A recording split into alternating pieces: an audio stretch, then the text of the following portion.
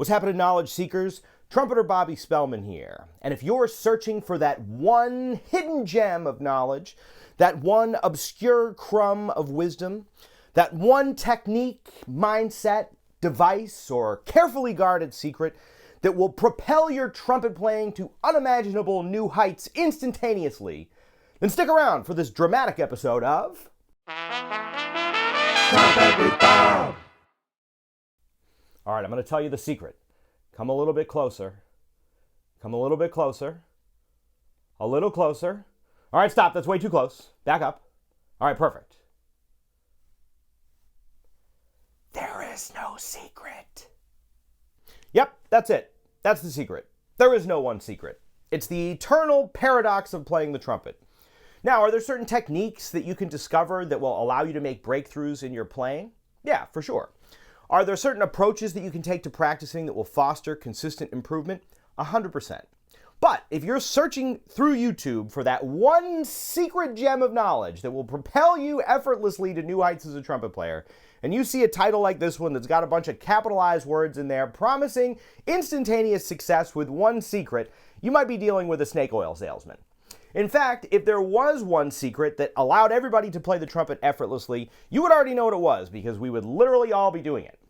Instead, each person is an individual with their own physical attributes and their own learning styles and their own innate strengths, and each person is going to have a unique path in learning the trumpet.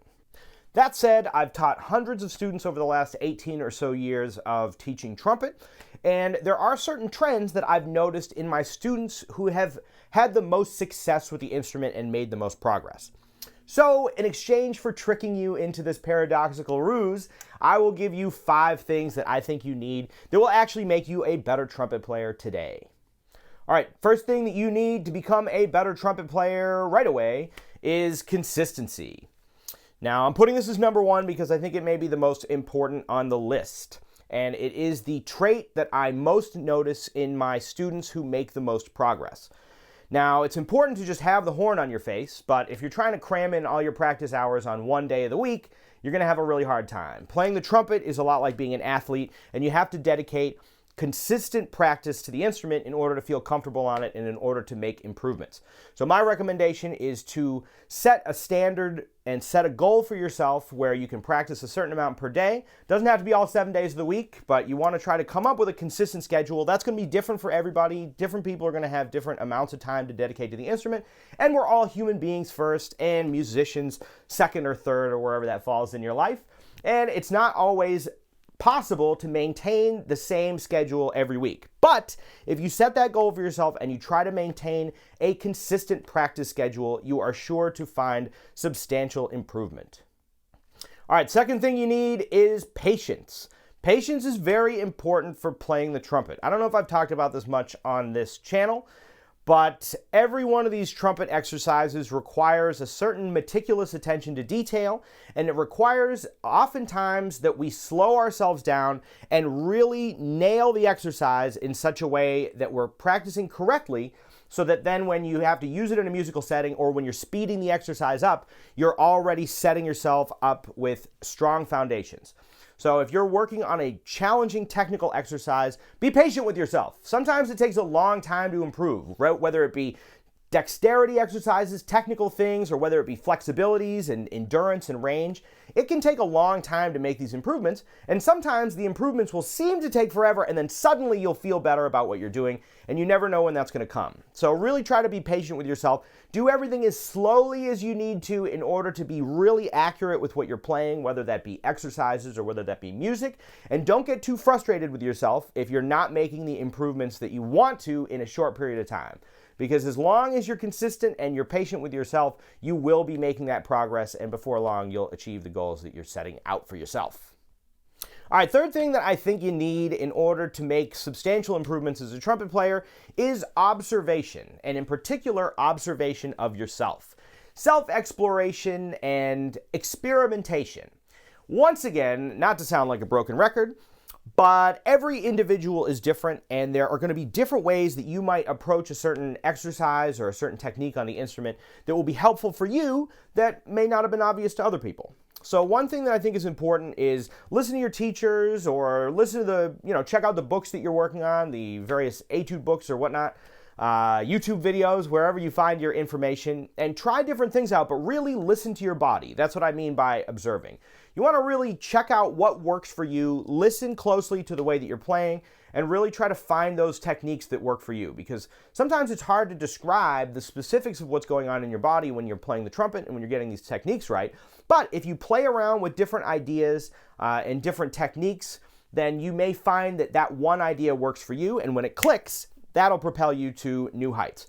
Because this is a little abstract, I'm going to give you a couple of examples, maybe one or two examples. In a recent video, I talked about anchor tonguing. Now, anchor tonguing has never worked for me, but in the comments I saw, as expected, it has worked for other people.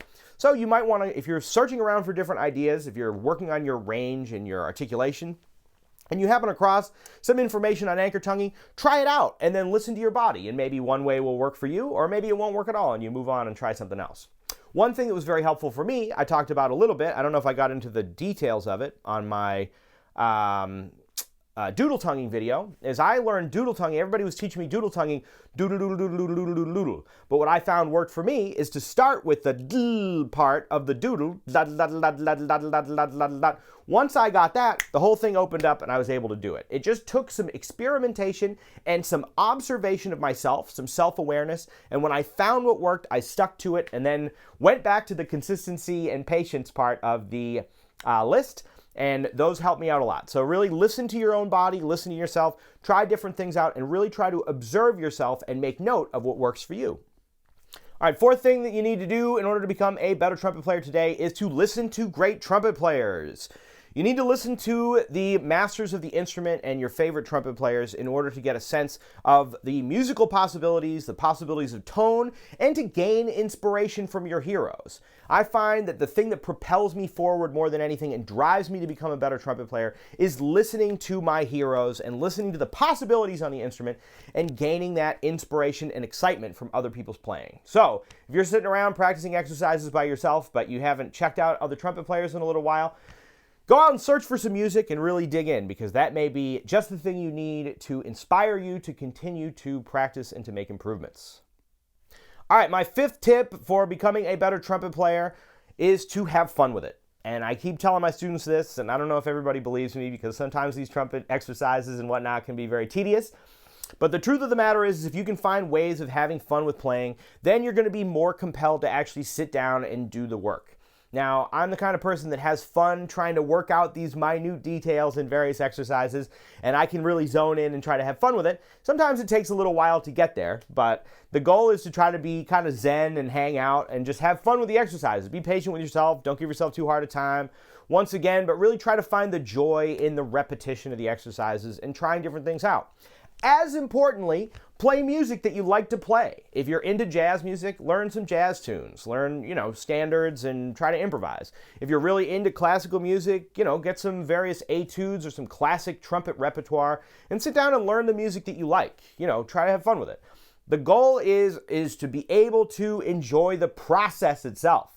Because someday, if you can enjoy the process, you'll reach new heights as a trumpet player and you will have fun playing the instrument. But if you can't have fun with the process, then it's going to be difficult to sit down and be consistent and be patient with yourself and observe what it is about your own body that is working and not working. So I always tell my students, anytime I give them a new exercise, have fun with it. And I mean it, because the more fun you can have with it, and that's going to be up to the individual, the better you're going to get at it, because the more time you're going to spend with it.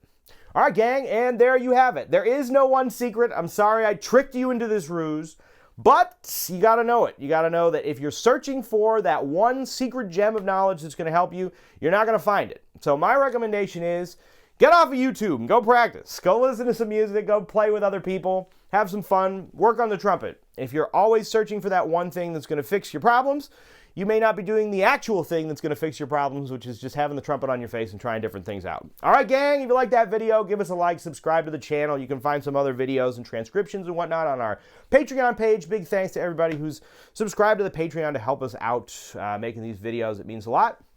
And I'll see you on the next video next week for some more trumpet stuff and jazz theory, improvisation, things of that nature. All right, gang, have a wonderful time practicing. Have fun with it. I'll see you on the next one. See ya.